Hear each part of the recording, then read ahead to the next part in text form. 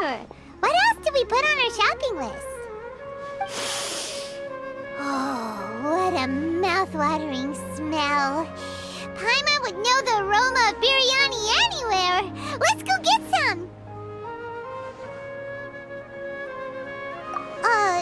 We can still add it to the list. Well, if it isn't the Traveler and Paimon. Wasn't expecting to see you here. Hello there. Oh, it's been quite a while. Ah, so you two are still hanging out together. Dia, didn't you say last time that you were gonna head back to the desert? I said I was going to resign from being her bodyguard, not that our friendship was over. We're still the best of friends. The Homayanis also still post jobs from time to time. Their pay is always generous, so me and the other mercs never pass them up. I told Dia to just stay at our place when she took one of those jobs a few days ago. My parents were delighted. They even said that it always felt like we were missing someone whenever Dia wasn't around. That sounds like something they would say, all right. They're always so welcoming. Anyway, the job is already taken care of, so I was gonna head back to the brigade as soon as I finished a little shopping. But the master kept insisting, and I ended up staying for another day. You can stay for as many days as you want, Dia. Father hasn't even gotten around to treating you to his best dishes yet. You know I'm not the kind of person to stay put in one place like that, my lady. Don't worry, though. There'll always be next time. What? She said they'll treat you to the best dishes! Paimon can't believe you can still refuse that! But wait. Didn't you say last time that you would take me on a trip to the desert? Why don't you just take me with you today, when you leave? There are so many places I still haven't visited yet. I'm sorry, my lady, but no can do. There's still a few things I need to take care of back at the brigade. Besides, the desert hasn't exactly been the most peaceful place lately. Oh, come on. Not this again. That's also what you said last time and the time before that. I know, I'm sorry. Just give me some more time, and I promise I'll plan the best trip ever for you. All right, fine.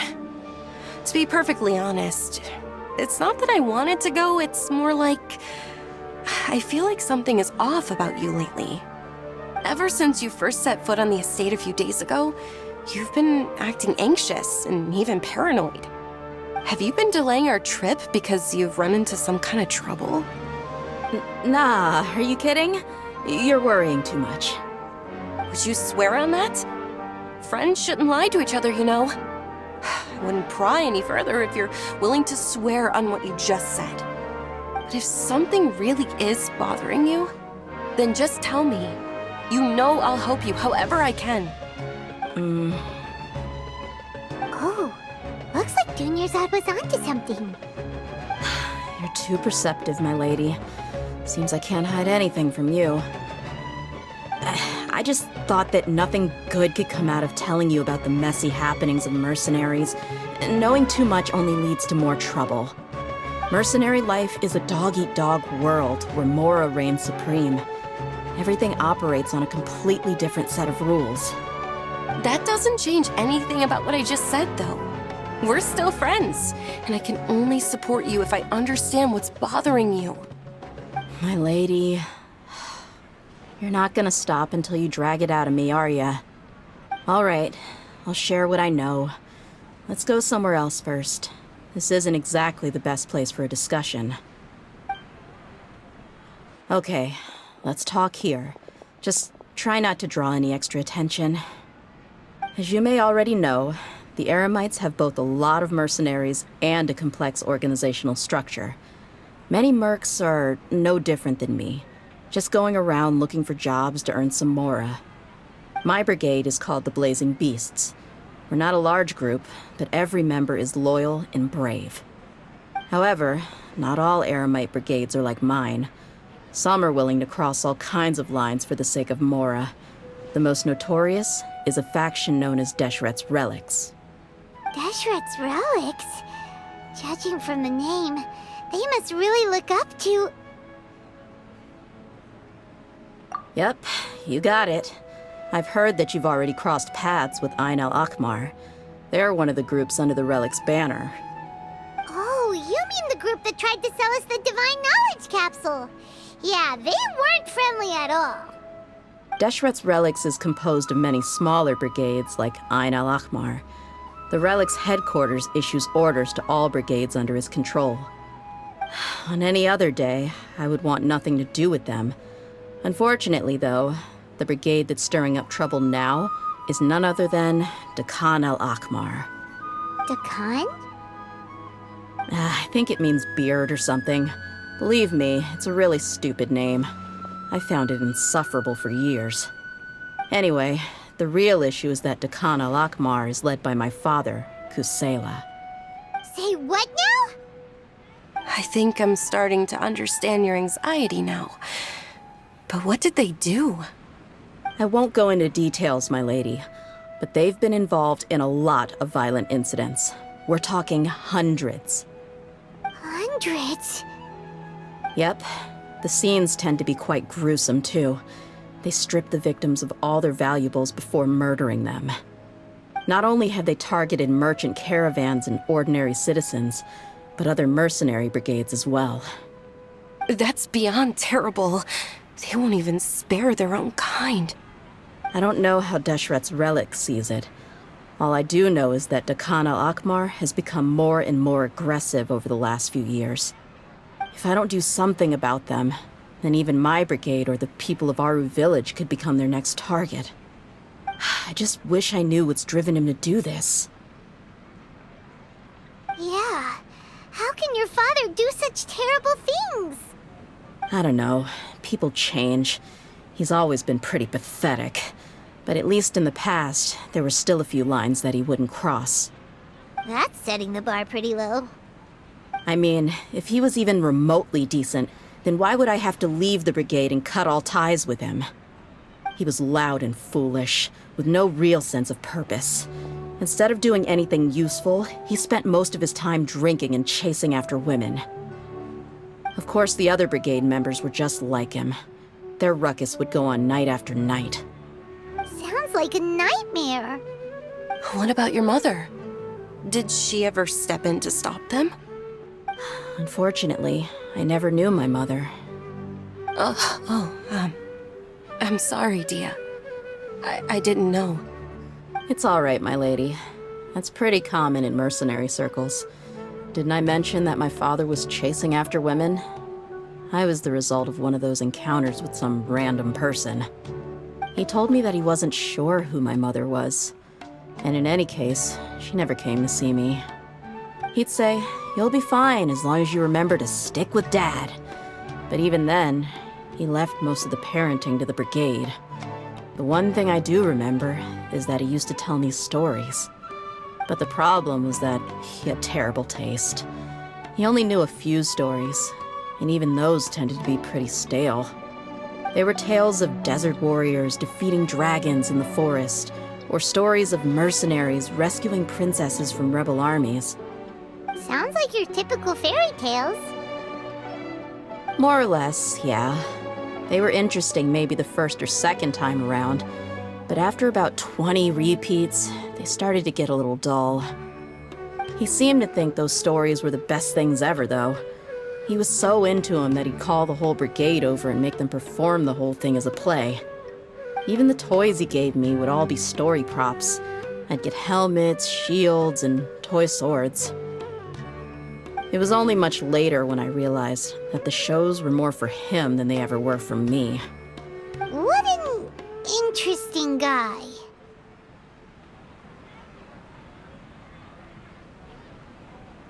Yeah, I've always found him pretty childish, but that was something I could just shrug off. I had no reason to despise him. Until I grew up and learned the true face of Deshret's Relics for myself. Looting, blackmail, violence, and fraud. They not only accepted such heinous acts, they would even openly boast about them. No one in the brigade was any kind of hero. Instead, my father and his cronies were more like the bad guys that needed to be taken down. Did they really think that as long as they didn't do any of that stuff right in front of me, I would never know? I think I can understand your feelings. The difference between perception and reality must have hit hard. Yeah, but don't worry, my lady. It's all water under the bridge to me now. I had a huge argument with my father and left that place behind for good. I'm not investigating them due to any bitter feelings I still have towards my father. I just want to protect those that are close to me.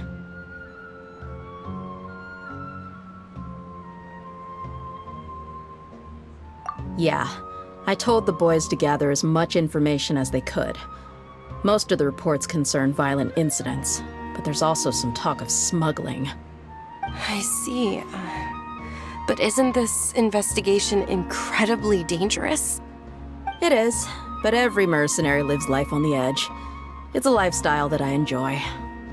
That may be true, but it'll be impossible for those who care about you not to worry. Well, now you get why I didn't want to share any of this with you. What should we do? They both have valid concerns. Huh? But there's no need for you to get caught up in this mess, too. Well, she's super tough, so if she went into the desert with you, then Paimon bets the problem would be solved in no time. I'm inclined to agree. I'd feel a lot more at ease if you took her along to help. I'll wait for news from you in the city until then. Please, stay safe. I'm honored that you care so much for me, my lady. All right, then let's get moving.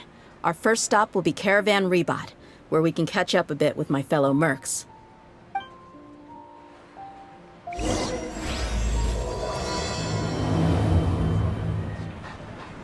I'm super awesome.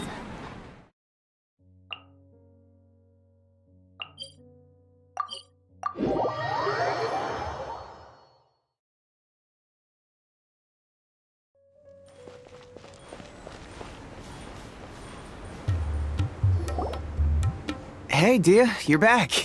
Are these two friends of yours?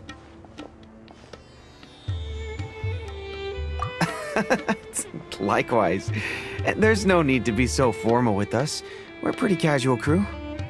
Anyway, since we've got newcomers, let me fill you in on what Dakan al-Ahmar has been up to lately. They've become extremely aggressive.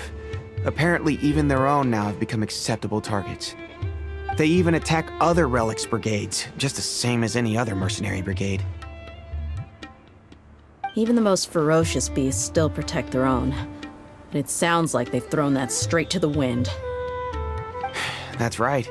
Once they've collected enough loot off the other mercenaries, they sell it off to a different brigade, or turn to merchants on the black market.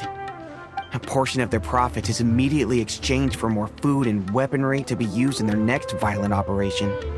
That's terrible. Yeah, and it really makes you wonder why they're so desperate for Mora. A few days ago, Isham and I trailed them for a while, and even disguised ourselves as merchants to conduct trade with them. We were able to learn a few things from the exchange. Rather than saying they're out to plunder and hoard Mora, it'd probably be more accurate to say that they're experiencing an internal power struggle. Wait, a power struggle? You heard me right. The vast majority of their victims are mercenaries from the other brigades of Deshret's relics.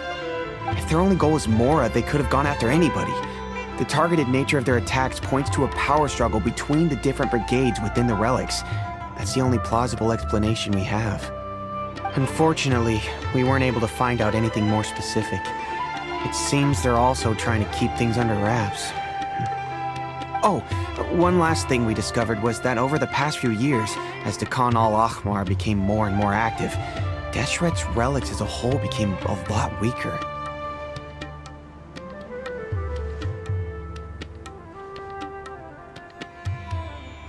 It sounds mighty strange to me, too. Harun, you can leave the rest of the investigation to us. Gotta say, though, I didn't expect you to go on a whole undercover mission during the few days I was gone. Sounds like you were really putting your necks on the line, no? Nah, it was nothing. We're just as concerned about the situation as you are. Dakan al-Ahmar is your father's crew, after all. What he said. Besides, Dia, haven't you done more dangerous things than all of us combined? What we did is nothing compared to your experiences. Yeah. And while they went to talk with Dakan al-Ahmar, I took a look at the last camp they attacked. Any survivors of the attack were already long gone. There was nothing of value left in the camp. Ah, Hisham and Khalaf. You're here too. We rushed over as soon as we saw you come into Caravan Rebat. Although this new friend of yours looks a little green behind the ears, I'm sensing a special vibe from her. Now that we know you'll have a capable partner with you, we can also rest easy. Hey, what about Paimon? Feel anything special? Oh, you're also planning to tag along with them? Of course! Paimon is the traveler's most important guide. Wherever she goes, Paimon will follow. Oh, in that case, then you'd better take care of her too, Dia. Don't underestimate Paimon! Don't worry about her. She may look tiny and helpless, but she's been through just as many battles as the traveler here. Even if she had only survived on sheer luck, then that alone would still make her quite formidable. I had no idea. I guess I shouldn't judge by appearances. Oh, one other thing, Dia. When you're free, why don't you update the deputy about your upcoming schedule? We held another recruitment event a few days ago, but everyone only came to see the Flame Main. You weren't around at the time, so people were pretty disappointed to only find our crew of rough, unkempt guys. The deputy put a lot of effort into the event, but it was basically for nothing. Only a few people chose to stay, and that really got to him. Sorry to hear that. I'll be sure to bring him some great liquor next time. I left in a hurry and I couldn't make it back in time for the event. Gotta admit, I can understand their disappointment, though. You're our brigade's main selling point, after all. Now, if only the deputy could figure out a way to bring a few more smoking hot members into our ranks. Keep dreaming. Remember the last time I invited a couple gals into the brigade? You all just froze up with your mouths gaping like a bunch of scarecrows. The awkward silence and weird expressions left quite the impression on them. They were originally interested in joining us, but after that, they both told me they were too uncomfortable to stick around. Hey, didn't we agree to never bring that up again? Huh? Wait, are you serious? Why have I never heard about this? I don't think you were part of the brigade yet. Are you kidding me? I missed a once-in-a-lifetime moment like that and you weren't even gonna tell me? All right. We can tell you about it later. Now's not the time.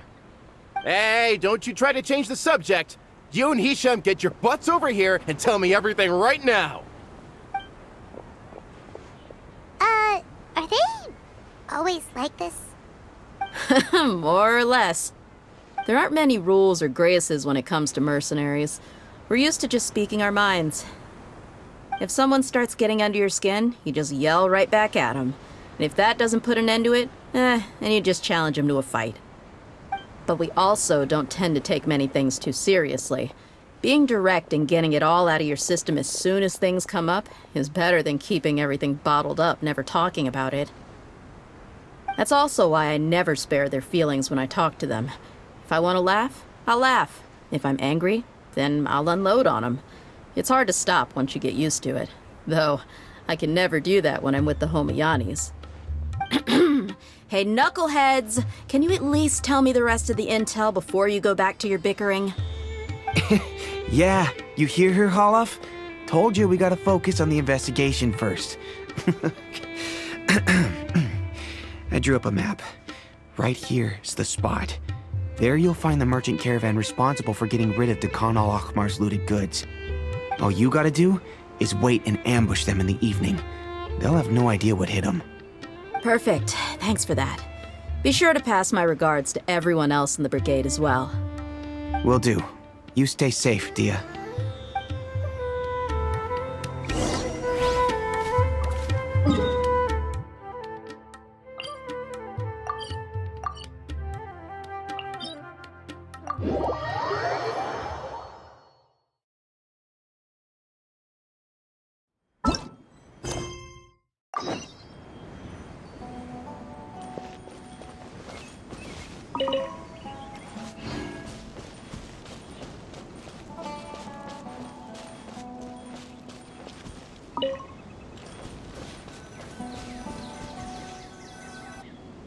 This should be the place. Let's find a spot to hide and bide our time.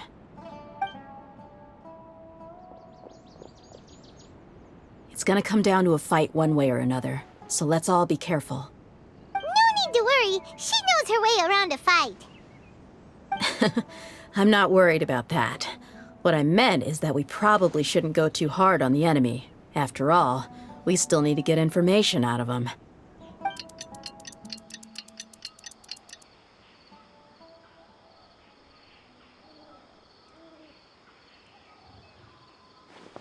Ah, here they come. You ready? Let's not give them a chance to react and end this quickly.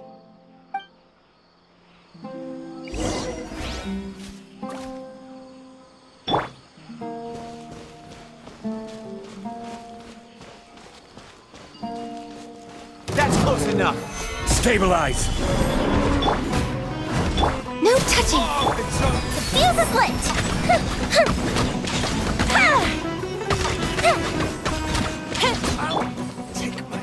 Buckle up! No more tricks up your sleeve!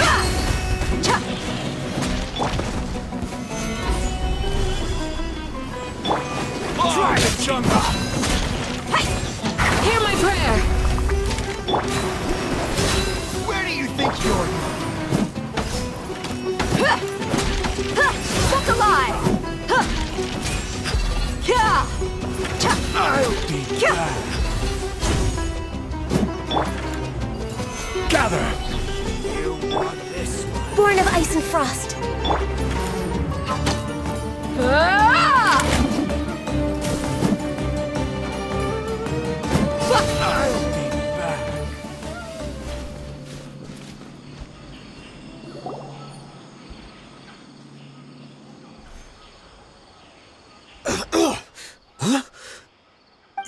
You're... the Flame Mane. Good. That saves me an introduction.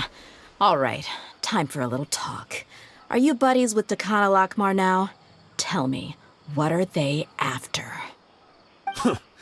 You know the code of being a mercenary just like everyone else.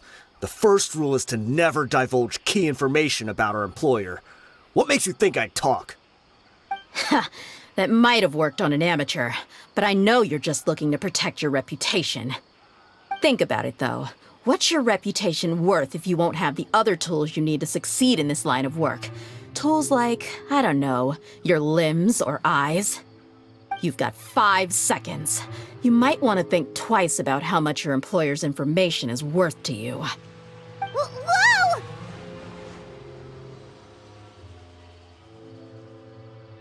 I'm not joking around. We can do this the easy way or the painful way. 2 seconds! I'll save you the trouble.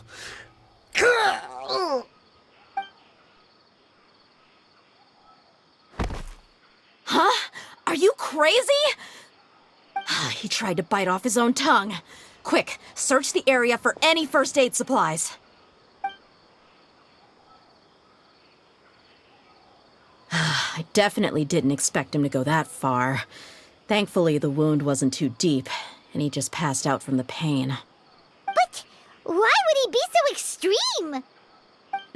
I just wanted to test his mettle. You can get a lot of mercenaries to talk just by threatening them. I didn't expect him to be willing to go through so much pain just to deny us some intel. Well, he's out cold for now. We could wait for him to wake up, but maybe it's not a good idea to interrogate him any further. What should we do? Yeah, don't worry about it. It'll be a waste of time to interrogate him again after that. He might just hurt himself again if we start asking. There are lots of goods around here. Let's search the area. Maybe we'll be able to find something. I'm really sorry.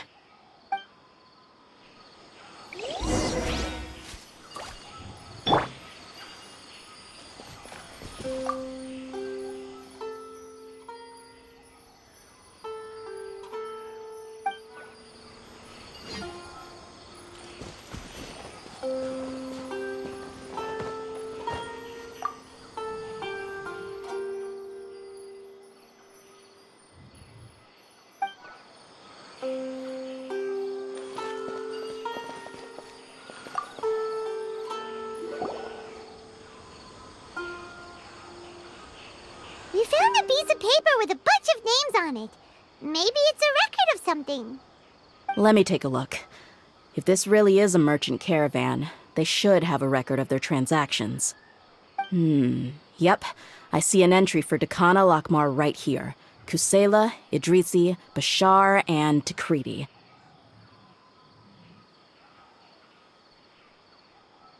All familiar names. Dakana Lakmar has been trading for a hefty supply of food, weapons, and medicine. It seems that in the past, they used to receive some canned knowledge as well. This caravan is just one link in their logistics chain. Once in the rainforest, the caravan will exchange the looted goods for Mora, and the funds will then be passed to a specific person. That person will then pack the caravan full of necessary goods, which will then be brought right back to Dakana Lakmar. Wait, why is there no Mora value recorded for the final transaction? No value? Yeah, every transaction before the last one was marked with an exact amount of Mora, but the final one, where they paid for everything to be brought back to the desert, was simply marked as delivered. Perhaps. But they couldn't have known how much they would make off selling the loot. Do they not care about profit margins at all? Anyway, the next part's the records of the goods themselves. There are a lot of entries. Everything was probably sourced from the rainforest. Huh? What's wrong? Shahzaman Homayani? Homayani? You mean Dunyarzad's family? Could it just be another family with the same last name? I'd be surprised to find someone with the exact same first and last name. Shahzaman Homayani is Dunyarzad's father, and the head of the Homayani family. Just what the heck is going on here?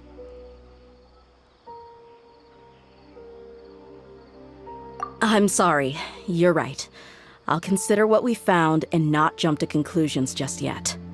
But what this piece of paper confirms is that the Homayani family has been providing goods to Dakana Lakmar. What if the Homayanis have been kept in the dark and don't know they've been trading with Dakana Akhmar? That's a possibility, but if that was the case, why is this caravan specifically named Shahzaman as their person of contact? They could have just as easily bought goods such as food and medicine directly from Caravan Ribat or Port Ormos.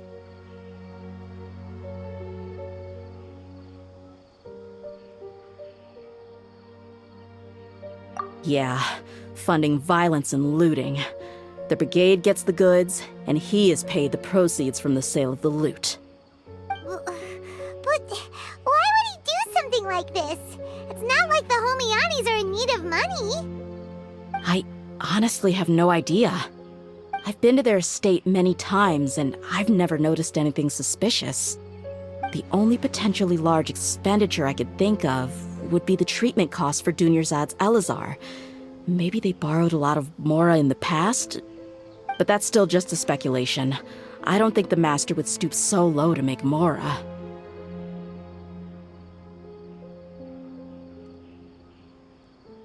You're probably right. I know my lady's personality, and she wouldn't deliberately keep something like this from us. But what should we do now? All we found is just another mystery.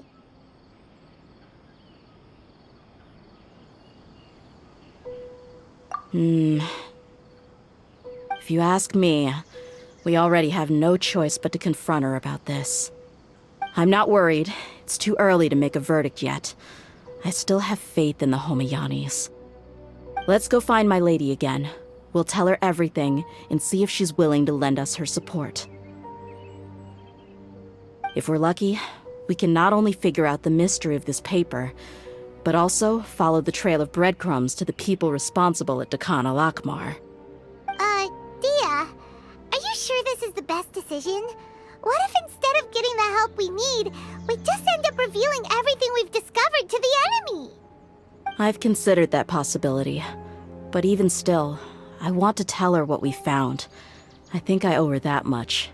True friendship is built on trust. She showed genuine concern for me when we first brought up the topic. I can't repay her kindness with doubt and suspicion. That's not how I deal with people. You're right. Paimon wants to trust Dunyarzad too. Yeah. Let's pay another visit to Sumeru City.